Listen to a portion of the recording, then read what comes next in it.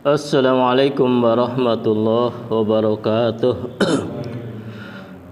Nahmaduhu wa nusalli wa nusallimu ala rasulihil karim wa ala alihi wa sahbihi ajma'in, amma ba'da. Fadilah haji, anjuran beribadah haji. Di dalam kitab Sunan Tirmidzi ada sebuah hadis yang diriwayatkan oleh Shaddad bin Aus anhu yang artinya, orang berakal adalah orang yang selalu menghisab dirinya dan senantiasa beramal untuk kehidupan akhirat, dan orang bodoh adalah orang yang selalu mengikuti hawa nafsunya dan berharap keinginannya terpenuhi. Disebutkan oleh kitab Nudah. Meskipun demikian, setiap orang Islam hendaknya selalu mengharap kasih sayang Allah, karena kasih Allah lebih luas dibandingkan dosa-dosa kita. Ada sebuah doa Rasulullah yang berbunyi, Allahumma maghfiratuka awsa'u min dunubi wa rahmatuka arja 'indi min amali. Ya Allah, ampunanmu lebih luas daripada dosa-dosaku, dan rahmatmu lebih aku harapkan daripada amalan baikku. Seorang wali tinggal di Makkah selama 70 tahun.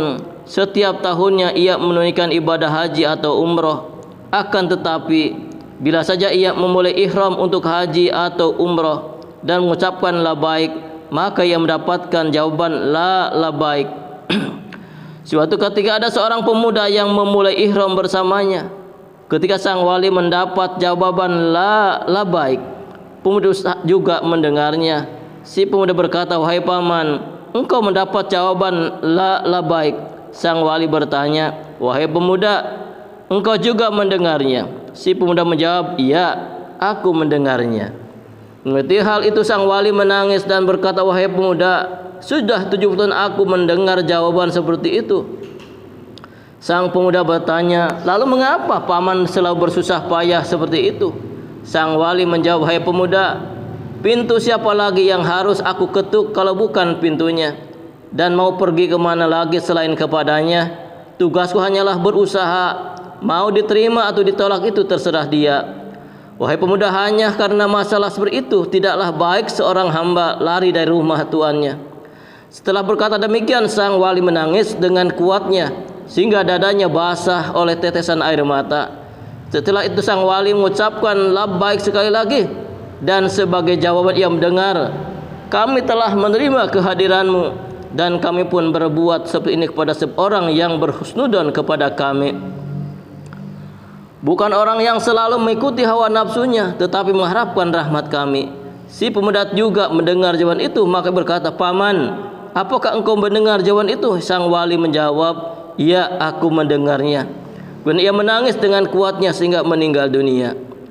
Abdullah Janah Ali bercerita, ketika aku sedang berada di Dzul Hulaifah, aku melihat seorang pemuda hendak memakai pakaian ihram, dan ia berkali-kali mengatakan, ya Allah, aku takut jika aku mengucapkan labaik, engkau menjawab dengan la labaik. Berulang kali ia berkata itu, sehingga akhirnya ia mengucapkan labaik satu kali dengan kerasnya sehingga ia meninggal dunia. Disebutkan dalam kitab Musamirat. Ali bin Muwafaq berkata, aku tidur sebentar di Masjid Mina pada malam Arafah. Dalam tidurku aku bermimpi melihat dua malaikat turun dari langit dengan mengenakan pakaian yang serba hijau. Satu di antaranya berkata kepada kawannya, pada tahun ini berapa orang yang menunaikan ibadah haji?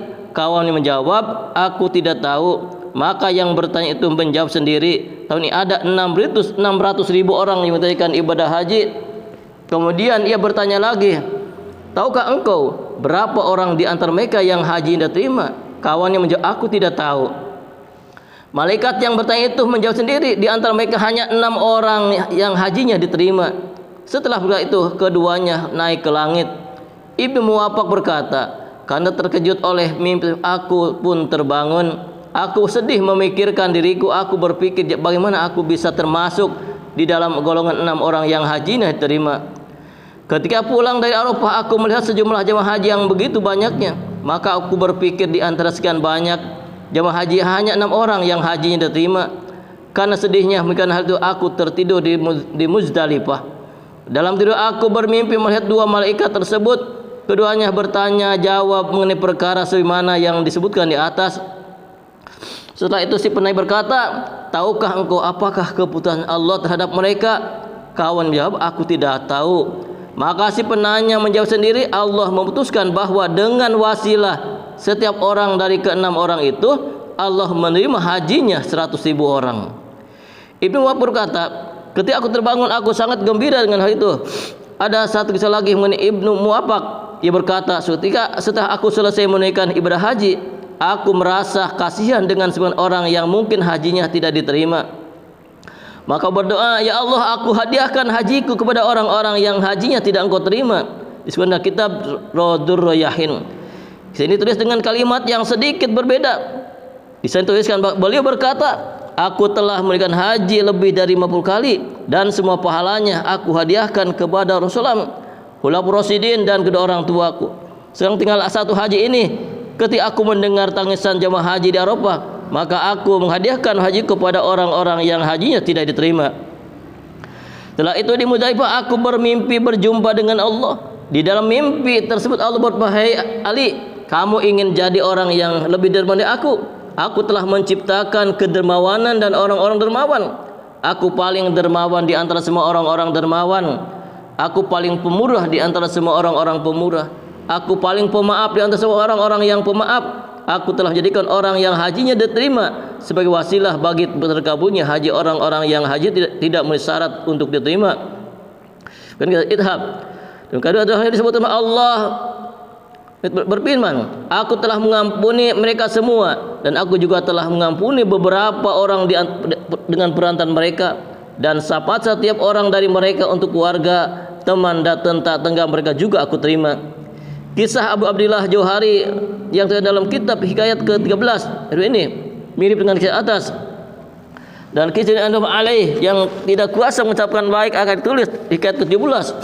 Dari kisah atas dapat bahwa hendaknya kita selalu mengharap kasih Allah, karena Allah memberi sesuatu kepada hambanya berdasarkan kasih sayangnya. Sehingga dalam suatu hadis disebutkan, Rasulullah bersabda, barang siapa yang ketika di padang Arafah masih meyakini bahwa dosa-dosanya belum diampuni, maka ia adalah pendosa besar. Alhamdulillah, bagaimana anjuran ibadah haji dan juga amalan-amalan orang ibadah haji yang tidak terima dan jadi terima asbab doanya atau wasilahnya orang-orang yang hajinya diterima. Dengan doa-doa mereka, haji mereka diterima semua. Penahanan amal dan sampaikan insyaallah.